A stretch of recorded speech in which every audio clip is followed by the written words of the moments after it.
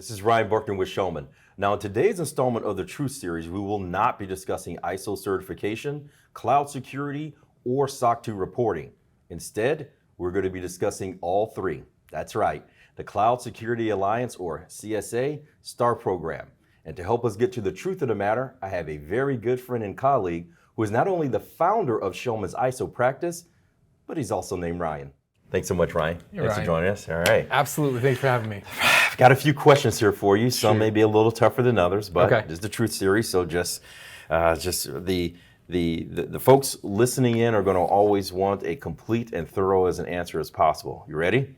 I'll try my best. Okay. So CSA Star Cloud Security Alliance. Yeah. What is it? So the CSA Star program, it is. The definition of STAR is security, trust, assurance, and risk. Okay. And the STAR program is meant to be something that any cloud service provider can participate in. So there's 3 levels within the STAR program. So there's level 1, and level 1 is self-assessment. So what that means is that cloud provider can complete the CSA cake, which is a questionnaire that covers questions relevant to every certain criteria within the cloud control matrix. Okay. And then they submit that to the CSA. It's free. So any organization can submit that, get on the registry and have something to be able to communicate to their customers. Hey, free is good. Free is great. Okay. Free is great. Now there's level 2. Level 2 is not free. Okay. And I'm sure we're going to get to that a little bit. So level 2, there's 2 different variations. So there's STAR certification and STAR attestation. STAR certification, STAR attestation. So stop there. STAR certification, what is that? So STAR certification is a separate program. The cloud provider has to have 27001 either as a precursor or they can do it in the same time as getting level 2 for STAR certification. This is ISO 27001. ISO 27001. Wow. Okay. Yeah. This is really starting to build in complexity here. Okay. Yeah. And with the with STAR certification, it is, as I mentioned, a different scheme that the organization has to have a third party provide. Got it. Now, there's only certain providers that can provide that STAR certification. Okay. They are listed on the CSA website. Okay. So any organization can go out there and identify who they are. And with the STAR certification, the assessment is to identify against the full cloud control matrix, the maturity of the organization. And ultimately, what that means is that if they hit a certain level of maturity, they can receive a CSA Star certification. Got it. You also mentioned CSA Star Attestation? Attestation. What is that? So, well, the CSA Star Attestation is effectively a SOC 2 with additional criteria. Okay. And so you're familiar with the SOC 2. That's right. That's right. I've seen some of your videos. That's right. Absolutely. And with the SOC 2, what you're doing is you're adding within that the cloud control matrix. You've mentioned that twice now. What is that? Yeah, so the cloud control matrix, it was just revised recently, as a matter of fact, and we're on version 4 right now. Okay. And so the cloud control matrix covers 17 different control domains. Control domains? Control domains. Wow, okay. Yeah, and this is 190 plus different control criteria. Wow, okay. So it's quite big. Got it. So when you think about either level 2 STAR certification or STAR attestation, they're both very big efforts. And they're different, right? One is predicated on ISO 27001 certification, and the other builds upon the SOC 2. Correct. So you don't have like level 2 compliance or level 2 certification. That's not what it's known as, right? It's really STAR attestation and STAR certification. Correct. Is that right? That's right. That's right. Now, one thing I want to mention is that on the CSA registry, so any organization that goes into the STAR program, again, is as easy as level 1, level 2, or potentially level 3, and we'll talk about that in a little bit. They'll be designated on the registry as to what level and then what flavor of version 2 that they have. Oh, I see. So if you're a customer of a cloud provider, that's right, and they say we're STAR attestation, you'll go out there to the registry to verify that. Got it. And so it'll tell us it'll tell the interested party it's level 2 and it's STAR certification or STAR attestation. Yeah, very good. That's correct. Level 3.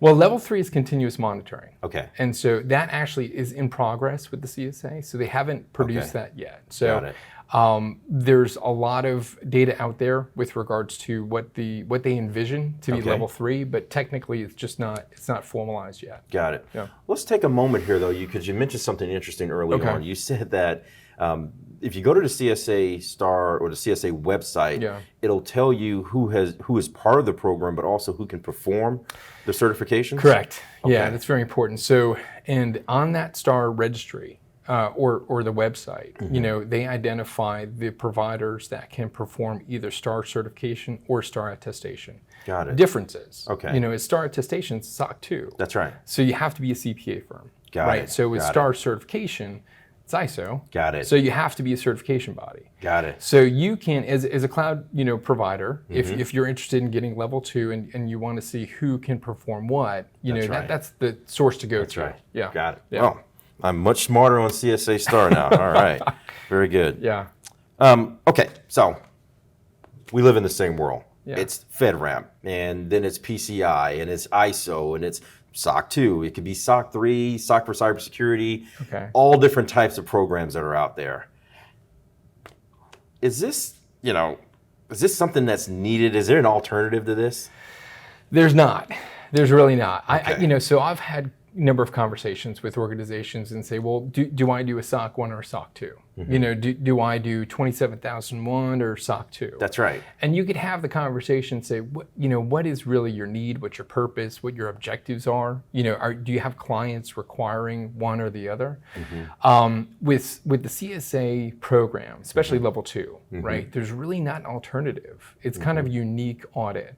So whether you do Star certification or Star attestation, that's right. What you're doing is you're enhancing your compliance program. I see. So it's not as if you're replacing or finding an alternative for 27001 because with Star certification you have to have 27001. I see. With SOC 2, an organization may already have SOC 2. That's right. But if they want to really go above and beyond, that's right. then you do Star attestation. Got it. And then including all that additional criteria in. So there's really no alternative. There's to not it. exactly. So there's not an alternative. This is really for organizations that want to not only enhance, but just demonstrate their commitment, to security and assurance and risk and trust. Right. STAR, right? STAR. Yeah, that's right. That's right. So I do want to pause here for just one moment, though. Who is the who here? Is it the cloud provider or a cloud provider? Is that who would undergo this, or is this open to any organization? Well, and that's unique, because again, what we're doing is the cloud control matrix, the CCM. It's really it's created to be relevant for that cloud provider. Got it. Now this goes different layers, so different types of providers. So you could be IaaS, PaaS, SaaS, whatever it may be. Right. And depending upon obviously where you fall in that stack, there's going to be controls that may not be relevant to that organization. Understood. But still, cloud and being a cloud provider would be the who. Got it. Yeah. Very good. Very good. All right. So we've mentioned ISO 27001 certification. We've mentioned SOC 2.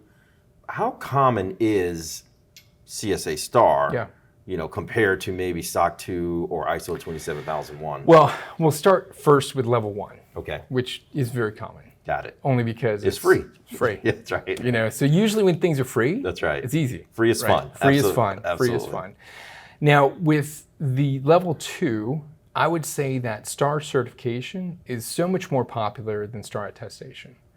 And the reason being is because I think it's the approach that the assessment has. So the provider, has to implement the ISMS, based on 27001. Got it. And include the cloud control matrix as part of that management system. ISMS, that's the information security management system. Got it. Okay. So, but as the auditor, you come in and you evaluate the maturity of the organization relevant to the cloud control matrix. Yeah. Difference being is that the deliverable is a STAR certificate. It's issued by the certification body, not the CSA, but it gets registered on the CSA website. Okay. So that, from an audit perspective, usually it's easier, and I don't mean that in a negative way. Right. Than doing STAR attestation. Got it. And you again are familiar with SOC 2. So let me ask you this then. So to the outside world, if you're looking at, and for example, Schellman is an ISO registrar. We issue these ISO certificates. Does it look different? Is it obvious, or do you need to go to the CSA website to know that it's an actual CSA Star? Well, you know, and the certificates themselves may have the same look and feel to them, but what's unique about a Star certification is that it doesn't have the ISO reference, you know, on it for 27001. Okay. And it's not accredited with regards to either UCAS or ANAB like what we are, you know, for 27001.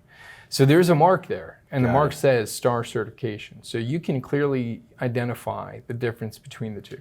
Got it. Yeah. So if anyone is wondering about the risk then of a fraudulent or inauthentic, you know, Star certification or one that is not accredited, the underlying certification is though, right? As long as you've got an accredited party performing your ISO 27001, you will satisfy the ISO 27001 component of it if it's from an accredited entity. Cool. And then you'll have the Star certification. How am I doing here? Yeah, you're okay. I'm trying to follow it. Yeah. Okay, so again, when you think about those organizations that are I want to say vetted, but they can provide Star certification on the CSA registry, right? Got it. So the CSA has their own vetting process. Ah, understood. Okay. So even to be able to be a provider of Star certification, you have to be accredited, you know, to do 27001 certification as well. Got it. So they've already gone through that process. Got it. So the Star certification is safe. That's safe. That's safe. That's Got safe. it. All right. Safe. Very That's good. safe. Very good. Now, kind of going back, you had mentioned with regards to popularity. That's right. You know, and the Star Attestation is a phenomenal, you know, just great compliance scheme. Okay. Challenge with that though is it's really hard to get. Yeah. And because you know SOC 2. Sounds like it. Yes. You know, yes. and so if you do a SOC 2 Type 2 with additional criteria that covers 17 control domains. Yes. 190 plus, you know, control, you know, criteria points. That's right. That's a lot. That's a lot. That's a lot to take on. That's right. You know, so it's not as popular, but it does demonstrate a lot. You know, so organizations that have a very high level of maturity, you know, with regards to their controls and their processes, you know, this is really a great avenue for them. Absolutely. Now, I'll also say that, you know, between the two, not a lot of our customers' may request Star Attestation. I see. Sometimes so they're just going to be driver satisfied. isn't what it is for just. They're going to be satisfied with the SOC 2 and then maybe the cake being completed. That's right. But what's interesting about Star certification is that there are now some countries and regions that are requiring organizations, any cloud provider, you know, that provides services specifically to government entities. That's right. To do Star certification. That's right. You know, so not only is it popular here in the States, but internationally it's huge. Yeah. How long has the Star certification and the Star Attestation been around? Why are you gonna ask?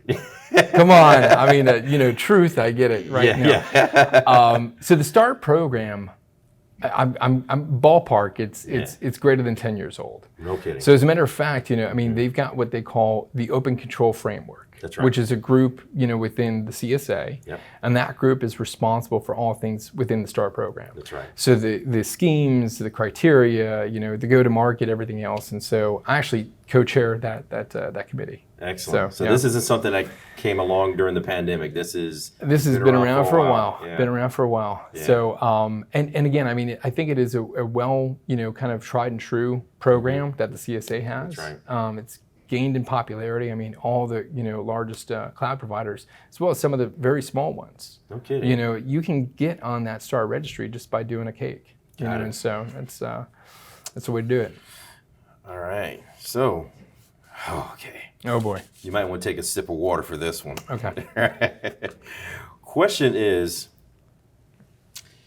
I've already spent enough money to get the ISO 27001 certification. Yeah. Okay, maybe been through a couple of surveillance audits. Or I've spent the money on a SOC 2, Type 2, gone through all of that. Now you're saying 17 more domains, 190 more controls. What's this going to cost? Well, I think it's easier to look at it from a STAR certification perspective. Okay. Only because it's a separate audit. So you already have a cost for the 27001 audit. Right. So if you say we want a STAR certification, there's a separate assessment that has to be performed, separate field work, maybe the same team, but dedicated, auditors to go out there and do that for you. But you said it could be done concurrently, right? At the Absolutely. same time. And organizations should look to do it concurrently. Okay. So usually the best approach that we have is to start with ISO, the 27001 field work, and then follow that up with the STAR assessment, only because we've tested the management system and those controls within Annex A of 27001. So the delta there is looking at the maturity score. So, I see. And assessing those controls within the CCM against that. Go ahead. Go ahead. I was going to say that makes a lot of sense, because even by some, even in some way, that if you attempt to do the STAR certification and you satisfy everything for 27001, it's not a failed effort if you can't satisfy the additional delta. You would still walk away with a 27001 certification if they're done concurrently, right? And keep in mind that, and this is why there's another value for a STAR certification.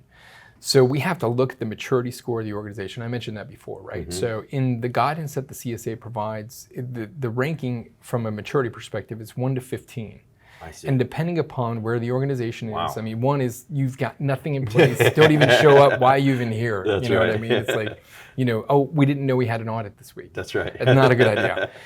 15 obviously is very high maturity, right? And so the scoring is across each and every domain and then averaged, and that's the score that you have. Now you have to have a minimum of 4 to be able to achieve certification. Got it. So you have to be very, very immature to be able to not achieve STAR certification. Would you recommend a readiness assessment then before? I probably wouldn't, not for the STAR certification. Okay. But that added value is that year after year after year, the organization, not only they have the certificate that they can market, which is fantastic in itself, but you can compare your maturity score year over year.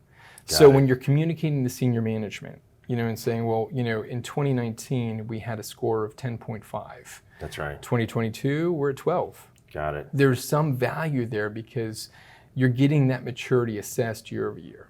So Got it. Now from a cost perspective, 20,000, 50,000. I would say let's go with your first one. 20,000. Sure. Okay. Yeah. Good call. Good call. Well, it adds the first year through, we have to test the entire CCM. And we have to do so. I mean, that's 190 controls. Again, there's mappings in the CCM to 27001, those controls.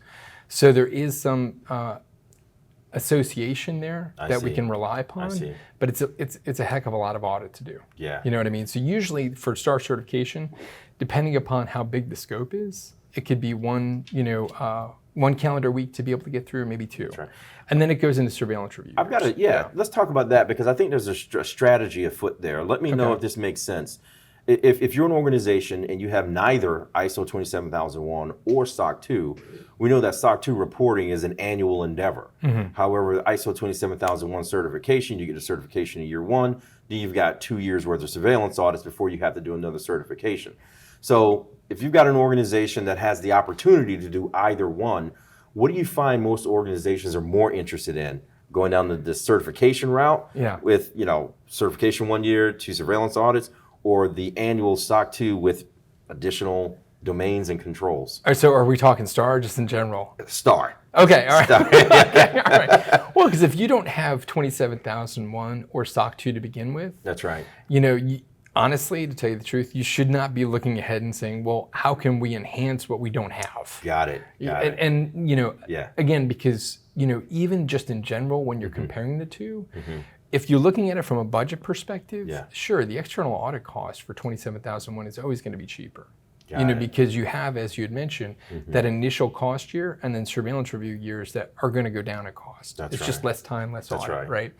And then SOC 2, as you had mentioned, is kind of the reoccurring same cost year over year, potentially increases, depending upon scope or inflation. That's right. So if you're looking at it from an external audit cost perspective, 27001 is definitely going to be the cheaper of the two.